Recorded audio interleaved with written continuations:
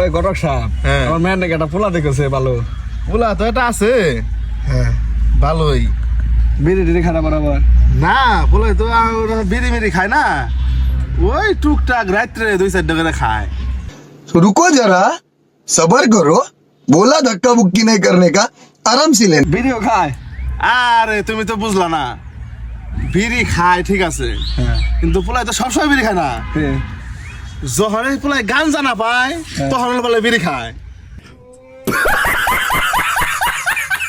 গাঁজাও খায়।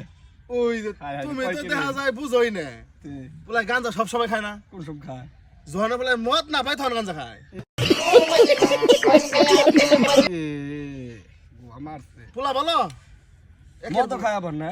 ওই আবার কি বস না, মদ তো আবার সবসময় খায় না, হ্যাঁ, মদ কুসুম খায় তা তো শুনবা না। কও। যখন বন্ধু বান্ধব নিয়ে মেয়ে নিয়ে নাচায়, তারপর একটু উঠতে বসে পোলাহান বোঝা নাই, শরীরে একটু গরম বান্ধে, হ্যাঁ, তো মনে করলা যে একটু মদ খাইয়ে ওই মেয়েটা একটু নাচে নুচে। মেয়ে নেও নাছে। আর ওটা তো সব সময় না। দত্ত আবার দূরের ঘটক, দূরের বিয়ে এই ফল বলো, সর। এই পোলা বলো, দূরের ঘটক, এই যে ভাই বুঝলোই না ভাই।